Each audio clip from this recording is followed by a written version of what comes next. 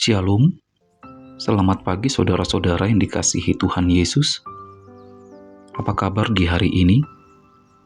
Harapan dan doa saya, saudara-saudara sekalian dapat bangun di pagi hari dengan kondisi sehat, penuh sukacita, karena kasih Tuhan kita Yesus Kristus selalu menyertai kita.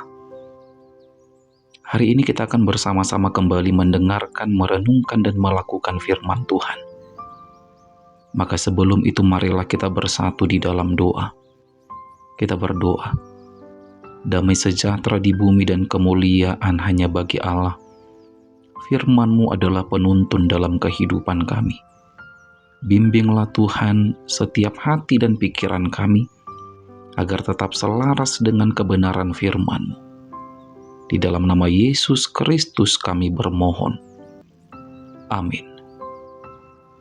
Firman Tuhan yang menjadi renungan di hari ini tertulis di dalam kitab Efesus 1 ayat 2. Efesus 1 ayat 2. Kasih karunia dan damai sejahtera dari Allah Bapa kita dan dari Tuhan Yesus Kristus menyertai kamu. Amin. Demikianlah sabda firman Tuhan. Berbahagialah orang yang mendengar dan melakukan firman Tuhan.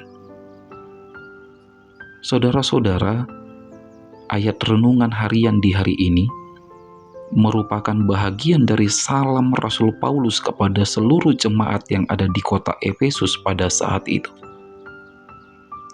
Rasul Paulus menyampaikan pesan kepada jemaat di Efesus agar kiranya mereka tetap hidup di dalam kasih karunia dan damai sejahtera dari Allah Bapa. Agar mereka hidup di dalam kasih karunia dan damai sejahtera dari Allah Bapa. Ini penting untuk direnungkan saudara-saudara. Mengapakah harus hidup di dalam kasih karunia dan damai sejahtera dari Allah Bapa? Maka jawabannya adalah karena hidup kita sudah ditebus. Keberimanan kita mengatakan kehidupan kita yang lama sudah diperbaharui saudara-saudara. Dahulu kita hidup di dalam berbagai perbuatan dosa yang akan berakhir kepada kebinasaan. Tetapi sekarang yang lama sudah berlalu, dan hidup kita yang baru membawa kita untuk menemukan jalan kehidupan menuju hidup yang kekal. Hidup kita tidak lagi terikat oleh keinginan-keinginan dunia ini. Tetapi hidup kita yang sekarang hanya berfokus untuk hidup di dalam kasih karunia dan damai sejahtera. Saudara-saudara, tidak ada kasih karunia tanpa damai sejahtera. Dan tidak ada kasih karunia dan damai sejahtera selain yang datangnya dari Allah Bapa kita. Inilah yang dikatakan Rasul Paulus dalam bacaan firman Tuhan yang menjadi renungan di hari ini. Tidak ada damai sejahtera dan kasih karunia yang bisa kita dapatkan dari dunia ini, dari siapapun atau dari ilah-ilah manapun di dunia ini, selain daripada pemberian Bapa kita yang di sorga. Kita butuh bukti. Mari kita buktikan bersama-sama saudara-saudara. Uang, harta kekayaan, bisakah mendatangkan kesejahteraan di hidup ini? Bisa. Tapi apakah uang bisa mendatangkan kedamaian di hidup ini?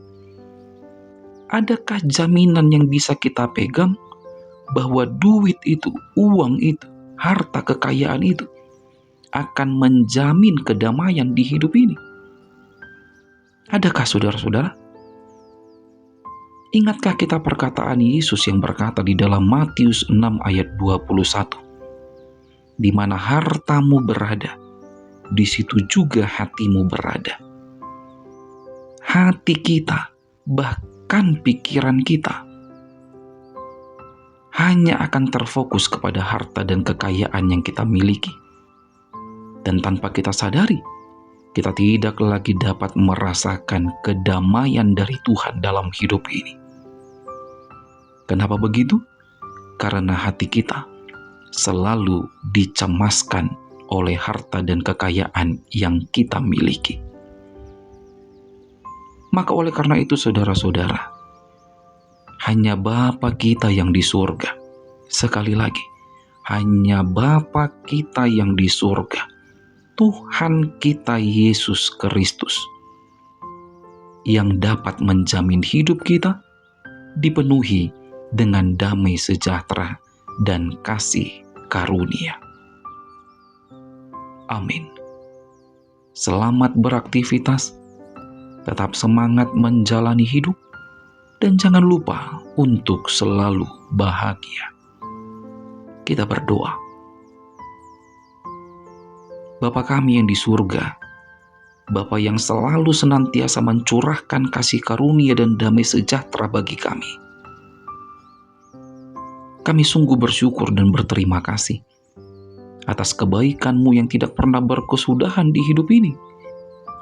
Firman-Mu di hari ini akan menjadi pelita di hidup kami sepanjang hari ini. Tuhan, saat ini hamba kembali berdoa, mendoakan kehidupan saudara-saudara kami dimanapun berada. Jika ada saat ini di antara kami yang sedang ada masalah, Tuhan, kuasa-Mu memberikan ketenangan dalam kami berpikir, agar setiap masalah yang sedang kami hadapi, kami menemukan jalan keluar yang terbaik. Bagi yang sedang khawatir dan cemas akan perjalanan kehidupan di dunia ini, ajarilah kami Tuhan untuk selalu percaya bahwa Tuhan akan selalu berjalan di depan kami dan akan selalu menggembalakan kehidupan kami. Terpujilah Engkau ya Tuhan, terpujilah Engkau. Di dalam nama Yesus Kristus Tuhan kami berdoa dan berserah kepadamu.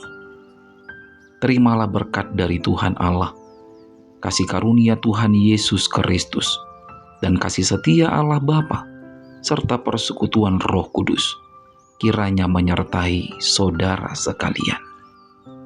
Amin.